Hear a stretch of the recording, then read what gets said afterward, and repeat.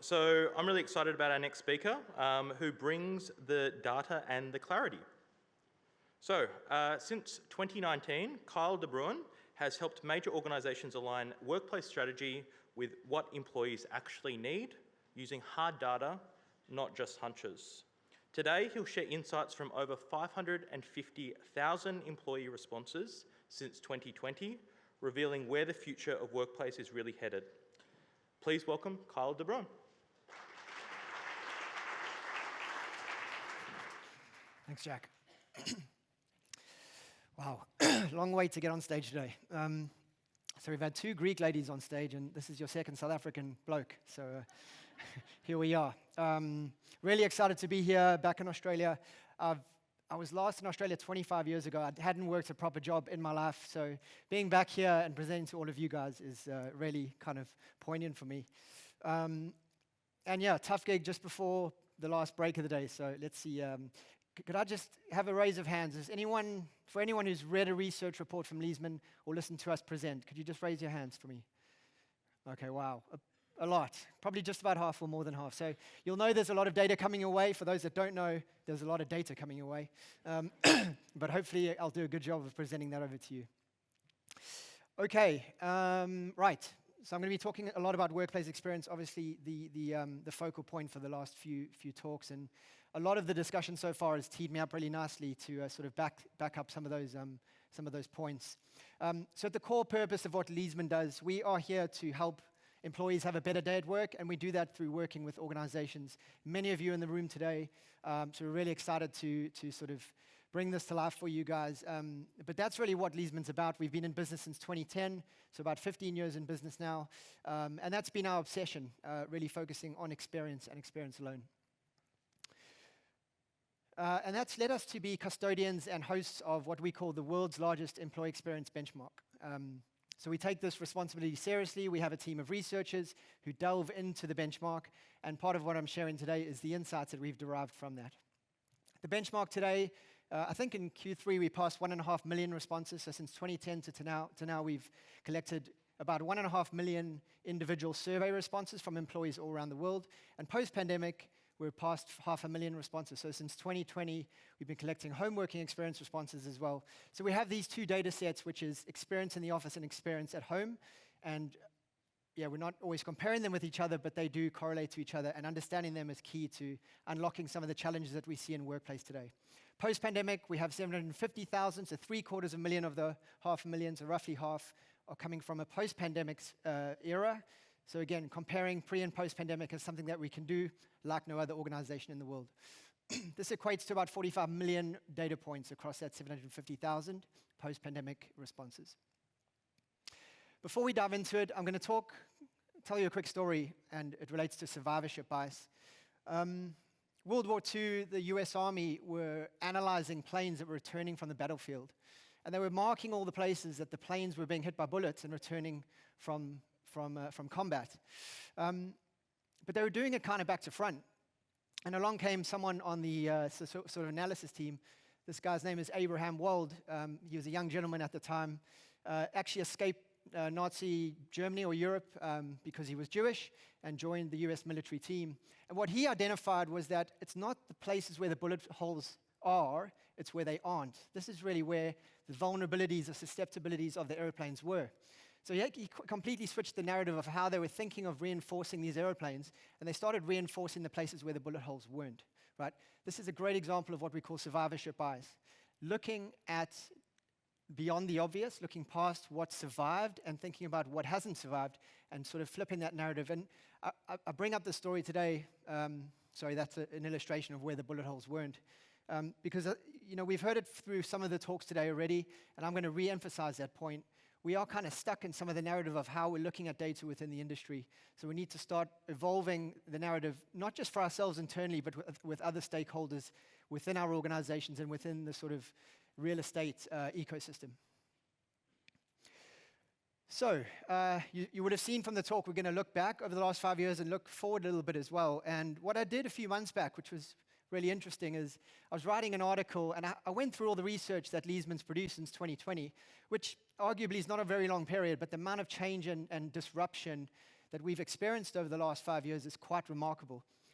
These are some of those major pieces. You can go to our website and access these all for free, so I'm not going to go through them in detail, but this is really where I started to think, well, we should really take stock of where we are, understand what we've learned in such a short space of time, and just share it with the world.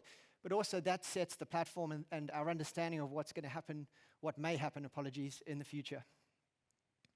Okay, so I'm going to look back at what we've learned since 2020, and then we'll do a bit of sort of future gazing, but using some data points to ground that as well. So we're not in the business of crystal ball gazing very much, but we have a lot of data which helps us inform how we think about the future as well. All right, so I'm going to run through some of those. The first major realization, which a lot of you know, and we know, especially in Australia actually, the average home was outperforming the average office from a data perspective very early on, right? The average LMI, so this is the Leesman index score from a 0 to 100. The average office post-pandemic scores 69.2 out of 100, right? For those of you that have worked with us, 70 is where we call excellent, above 80 is outstanding. If you're in the 40s or 50s, the experience is horrific and shocking, and something needs to be done about that. So the average office post-pandemic is pretty strong at 69.2. This is across a global data set. But the average home, which we measure using the home LMI score, the HLMI, is 77.0. So you can see the delta between the average office and average home. It has shrunk slightly because it was sitting at 10 points, sort of 2021, 22. It has shrunk slightly, but there's still a big difference between the average office and the average home. So employees are really, when they're coming to the average office compared to the average home, they're having to give up and compromise and make compromisations when they're coming into the office on average. If we go a level deeper underneath the LMI, this is, apologies. Oh, I'm going to click through them all. Keep clicking. So we have better in the average office. This is out of our 21 activities that we measure. So as I said, a level sort of below the LMI. 7 of these are better in the average office compared to the average home. That means, okay, we're going to click through them all again. Just making my point here. Hopefully that's the right number. There we go. Okay. So 14 out of 21 are better supported in the average home versus the average office. In Australia, it's even worse, arguably worse, right? 18 out of 21 activities better supported in the average home versus the average office. So if you are looking after an average office, which again, I mentioned is getting better and better, we still have this huge delta between what homes can provide employees versus the office. And I think this sits, Despina, you mentioned it earlier, quite interesting to hear the Australian contingent talk about this return to office still being so prominent in the discussion. I work with clients all across the world. North America, it's raging on like crazy, and in Europe, it's sort of calmed down a little bit. But it's interesting to hear in Australia this is going on because we see in our data Australia is a very progressive workplace market. A lot of our research, and you may have seen that in the last couple of years, points towards Australia being really progressive in a lot of ways with regards to activity-based working and other things like that. But here's probably the heart of your challenge, and it's not something necessarily in your control. Australians, on average, as you can see, are having more space, better, preferable homes, and fantastic home working environments. So this problem remains and doesn't sort of go away as we look back. Next point is around perceptions having changed. So, we went through a huge amount of change in 2020. This is one way to describe it. We went through more change in 15 weeks than we did in sort of the previous 15 years. We ran a short-term study, let's say 1 year of which we call the hybrid future. And we ask employees all around the world lots of different questions around hybrid, not just the core sort of Leesman questions. And out of all the questions we asked, there's one question that continuously showed up as roughly 9 out of 10 employees agreeing, and that's that they like hybrid working. So it's overwhelmingly prominent that hybrid working, is somewhat here to stay. This is another symptom of that. This is our home working data, this work setting that you use when you work from home. The bottom graph there, the bottom section of the chart, the dark teal, is a dedicated workspace at home in a private office, right? You can see that's increased from 40% to roughly 60%, so a 20% increase there. The top group in white is an area in your home non-conducive to working, ironing board, kitchen table, sofa, etc. And across the world, we've seen a shrinkage of 42% down to about 10%. What this means is that employees have reinvested in their personal spaces, they've moved They've built garden offices. They've done a bunch of stuff that they've invested in their homes to make their home working experience better. And now we're trying to drag them back to average offices, which don't look after 18 out of 21 activities. And this is sort of causing some of the problems that we're seeing. Next, I'm going to talk about noise and distractions. And I think, in our opinion, this is the fundamental issue and the main challenge with office experience today because of how well homes support noise and having distractions. If you've been around Leesman for a while, you will know we talk about noise a lot. The 45% is the average agreement or satisfaction, of the satisfaction of noise levels in what we call Leesman Plus offices, the high-performance office group that we measure. These are the best offices in the world. 45% of employees are satisfied with noise, more than half dissatisfied in the best offices. On average across the world, 32% are satisfied in average offices. And that's not talking about the poor ones that we look at as well. One experiment I ran for this talk, actually, so no one's seen this before, I tracked correlations between LMI, the office experience, across the last few years, and the satisfaction with noise, right? You can see they pretty much track almost identically until this inflection point, probably a couple years after the pandemic. Noise satisfaction is declining as office experience is increasing.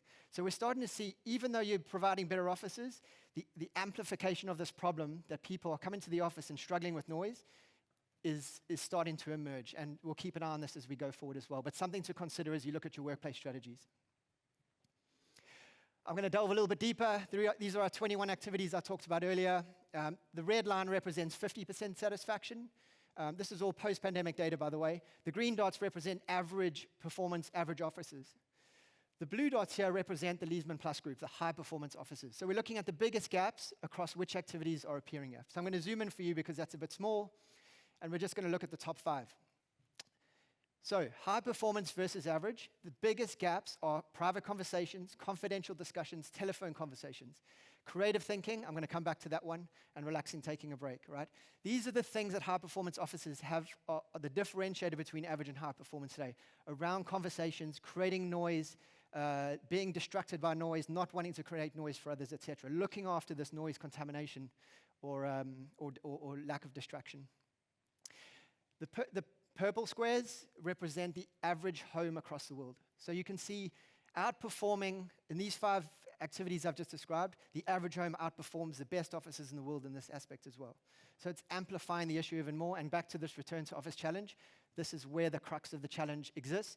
Not overall, of course, we have the commute and lots of other factors involved, but this is really where employees are struggling the most in your offices today. And then we come to variety. Variety is another word Leesman uses a lot. And I'll probably get a bunch of questions about what do you mean by variety. It's really the choice of work settings and different types of environments that employees have to do their work, right? And it's not the same for everyone. Variety shifts depending on your role, the demographic, what types of things you need to do, and a lot of other factors involved. But this is really where we see the difference between average and high performance. So we studied this a couple years ago. And there's 4 themes that emerge when we compared high-performance offices against average. I'm not going to go through these in detail, but pride and image was number 1, privacy and concentration, community and working together, and sense of enjoyment. This is how you get a high-performance office post-pandemic, by focusing on these 4 things, according to our data. Now, what was interesting, coming back to variety, is that variety underpins all 4 of these components. Here's the data to prove that. Correlation between agreement to the pride statement within our survey and satisfaction with variety. Direct correlation, if you're in the 80 plus, you're probably in the 80 plus on the other one. Same goes for our productivity statement. Same goes for community, and same goes for enjoyment. So direct correlation between satisfaction, variety, and all of the key aspects that I just went through. Okay, let's look forward. I think I'm going on time here. So, as I said, Leesman's job is not to predict the future, to tell you what to do necessarily. We just look at the data and reflect it back. But we've got some data points which can certainly inform that. So for the past 3 or 4 years, roughly speaking, we've been running a poll across our real estate leaders. A lot of you in the room will have taken part, so thank you if you have. And if you see one again in the future, please continue to contribute. We poll about 100 to 120 different leaders around the world, representing about 100 different organizations. So kind of one person per organization, looking after a real estate portfolio. And that's our recent one, having 132 responses in Q4 24. In our last poll, we asked these real estate leaders, what are the things you're focusing on in 2025 and beyond? And it was an open text question, so they could say whatever they like. We got a whole bunch of responses, and we analyzed those. These are the 3 top items. Implementing hybrid work strategies. So back to I won't call it the return to office challenge, but understanding how hybrid is working in organizations and within their organization and getting that functioning and working well. Employee experience continues to be at the top of the agenda or in the top 3 at least. And the third one is optimizing their real estate portfolio. Now these 3 are, if we went back to 2019, they probably wouldn't appear in the top 3. Maybe number 3 perhaps, but they're interconnected and they're a symptom of the pandemic, right? This is why we in this room are focusing on these 3 topics. Technology and sustainability were also in the mix, but as I said, if you went back to 2019, you'd probably see technology and sustainability being number 1 and 2, but they were sort of hovering a bit afterwards. When we looked at one of the questions in the poll was asking these leaders what is their strategy and what is their hybrid strategy effectively. And as you can see, these 2 middle groups here going from 57 to 83 and still a bit of a third of the responses down here. This is a hybrid approach, office plus home. And this group here is office, home, and third space, right? So that's the middle 2 groups is really where the strategies sit. And as you can see, if those bars continue to increase or plateau, using hybrid as a strategy is definitely set across the world. That small percentage there is a lot of what the industry headlines that you see, the 5 days in office, full-time return. As it stands, we don't necessarily see that increasing very much, maybe by a few percentage, depending on what market you're in. Okay, next is alignment between space and strategy. So we've talked about what the strategy is, but now implementing that and aligning it across these different needs. So in the poll, we also asked, what is the main purpose that you have a workplace? We offered the real estate leaders about 15 different options. And interestingly, most of them chose 3. You could choose up to 3. Almost all of them chose 3 things. So first of all, there's a lot of different purposes expressed for why offices exist today. 70% chose fostering collaboration and knowledge exchange. 43% connection to organization, sense of pride, and 37% innovation and creativity. So what's interesting is that there was a very wide mix of responses there, but nothing in there talks about individual work necessarily. We saw a lot of the presentations today talking about the office for collaboration, for connection, for those moments to bring employees together. But when we look at the Leesman data set and we look at the number 1 activity chosen by employees, it's individual focused work as far as an importance goes. And again, if you've been around Leesman, we've talked about this point a lot. Most knowledge workers, 9 out of 10 roughly across the knowledge workers that we measure across the world, need time during the day to do individual focused work. And you can see there's an immediate disconnect between what real estate leaders are providing from a strategy perspective to what's actually needed within them. So potential disconnect there. So one of the ways I like to think about this now is the balance between the needs and the behaviors, not the same thing necessarily, but what employees are doing in their roles, understanding that on a deep level, thinking about the behaviors that they're actually exhibiting, the connection between space or design and workplace strategy, and then the overlying technology arm. In the middle of that, and getting those 3 components working together is what we see as outstanding experience going forward. I'm fortunate enough to travel to a lot of different offices around the world, and there's so many examples I have where I'll go into an office and the design, the layout, everything makes a lot of sense. The strategy that they've been told, the employees that are using that space, but the behavioral piece that's within that office, there's a real disconnect. There's people sitting in the call rooms, the phone booths doing individual focused work. There's people out in the open plan office, making a lot of noise on video calls, etc. So aligning these aspects is key to delivering that outstanding experience. And then I'm going to talk about AI. So we're not AI experts, and there's been some experts talking today. But I think what's really interesting, and this is touched on earlier around, the laptop versus tablet discussion, what impact will the change of behaviors related to the change of technology have on our workplaces? And I think that's really important to think about. I said I'd come back to creative thinking. One of the data points that's really interesting, pre-pandemic, 38% of our survey respondents chose thinking or creative thinking as important to their role. Post-pandemic, it's already increased to 48%, so a 10% increase of employees expressing that thinking and creative thinking is important to the work that they do. As we use agentic AI more, or we have AI tools doing more and more of the menial tasks, the time-consuming tasks, what are we as individuals, as knowledge workers, going to be doing? We're going to spend more time having to spend, thinking, creative thinking, strategizing, coming up with different, different ideas. So will we end up becoming more sedentary, lonely, disconnected, or distracted? And I say that because we're really thinking about what the impact of this technology has on mobility within the workplace, how complicated our roles are. So we measure activity, complexity, and mobility very carefully. Will this mean that we stay in one location more often? We're already seeing an increase of employees spending more time at one location rather than moving around in an activity-based working sort of design that they're already sitting in. And when it gets to the noise factor, we talked earlier about, okay, we're going to potentially replace our laptops with voice-activated, tablets, or some other sort of technology. What does that mean from a noise perspective? I've already talked about noise and the impact of that. If we start making more noise as individuals, talking to our agentic AIs, spending more time with that particular digital colleague, as it was referred to earlier, what does that really look like from a workplace strategy and design perspective? Or does it allow us to be, untethered from a single workstation, allow us to connect with colleagues more, which will ultimately create a more vibrant office? And then from a noise perspective, allow us to go to certain places to get away from the noise or to create noise away from others who don't want to be hearing. So I'm hoping we're working towards the aspects on the right, but something to think about as we go forward as well. And then metrics. So I've got to be careful using those two acronyms, ROI and KPI from earlier. But as an industry, this data is not important. This is actually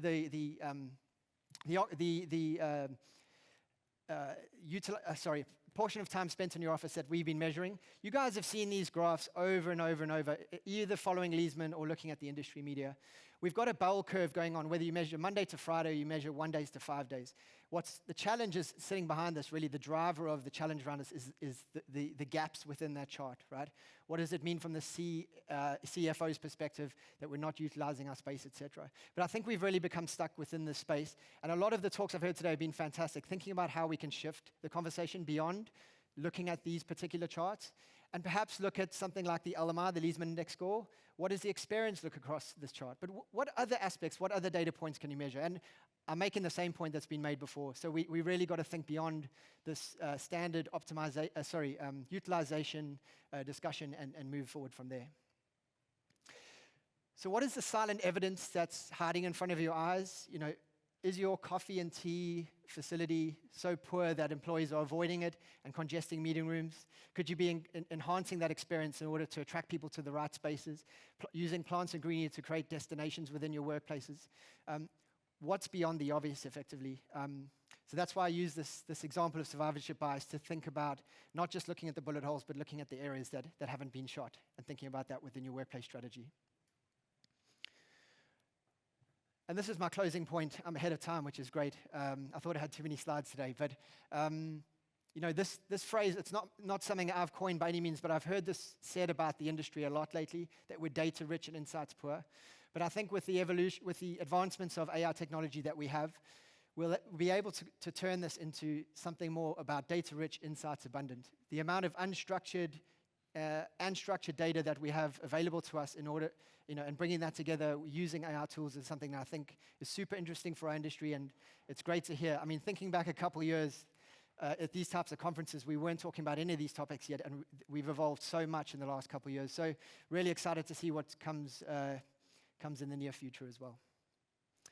And that's it. We're releasing some research next week, so if you want to get hold of our latest research report, please have a scan of our QR code.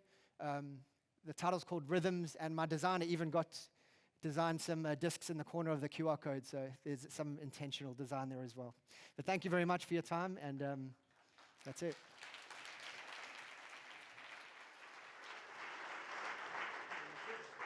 We're going to stand, I think. Yeah. So we're going to stand because we've only got about 5 minutes for questions. That was amazing. Always super, super impressed with the research that Leesman does. One of the first questions, so get your questions in. You can't see the questions at the moment, but hopefully we'll be able to see those in a second. I'm going to ask the one that is currently top voted, which is, has Leesman looked at the psychological aspects of safety or home as a refuge and level of control when comparing the workplace and home surveys? Interesting, tough question to start with, yeah. I think when we look at client data and we look at the home and office component, we are asking employees a set of questions through a survey, right? So we have to think about the different aspects that are surrounding that experience, right? What's going on within the organization, what's going on with, back in 21, 22 with lockdowns, et cetera. So I think when you work through understanding your data with your client and your client looking at that information, you've got to take into account what's going on with those employees, right? We don't specifically unfortunately, we don't have the time within our survey to ask every possible question there is, so we have to be quite specific about what we focus on, and that's the relationship between the employee and their digital, physical environment. But then you can layer on other aspects, right? We do often have clients bringing in HR data, other data, sensor data, whatever it may look like, to sort of build a picture like with these puzzle pieces, right? We're providing some or hopefully many of the puzzle pieces within that picture. But yeah, I think it's a nuanced appraisal that needs to be made. Yeah. Awesome. The second question is, you mentioned in your presentation that employees are investing in their home work environments. Yep. Are employers still investing in their employees' home environments? We saw that kind of explosion of, here's a desk, here's a sit-stand desk, here's a workstation for your home environment. Is that a trend that we're still seeing through the data that you're seeing in Leesman, or the insights from Leesman? Yeah, tricky one to answer. I think on the whole, no, they're not. There may be some sort of tail end of programs that exist today, some sort of amount that employees can spend per year. But I think I've definitely worked with some organizations who very intentionally looked at home experience and then did something about it, communicated clearly with their employees what they're going to do, how it looks. But those organizations that took hybrid on very seriously and decided that was part of their strategy, and ultimately probably reduced their real estate footprint, to sort of accommodate that. My short answer is, at this point, I think it's not really part of the conversation very much. But yeah. Final question. I think a lot of people upvoted this one, but do you see any generational differences in your data? And I'm sure that you get that question all the time. Yeah, the generational stuff is definitely LinkedIn clickbait, I think, to some degree.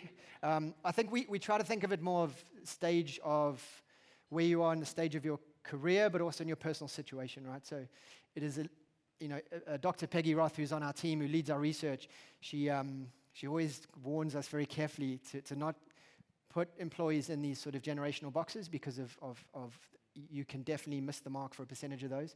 So I think it's about understanding on a slightly deeper level what are the needs of employees, and that could be because of generational impact, but it could also be personal circumstance, but also role, complexity of role, seniority, responsibilities. There's a lot of components you really need to think about isolating and then designing for or planning for.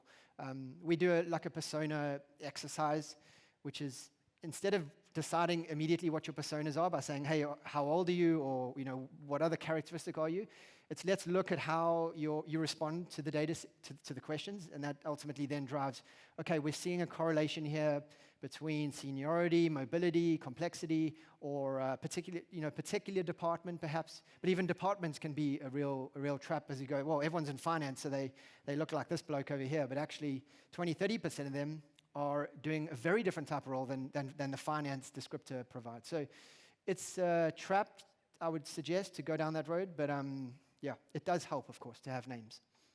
Well, I promised a very quick-fire Q&A, so we delivered that. Kyle, thank you so much for a wonderful presentation. Thank you.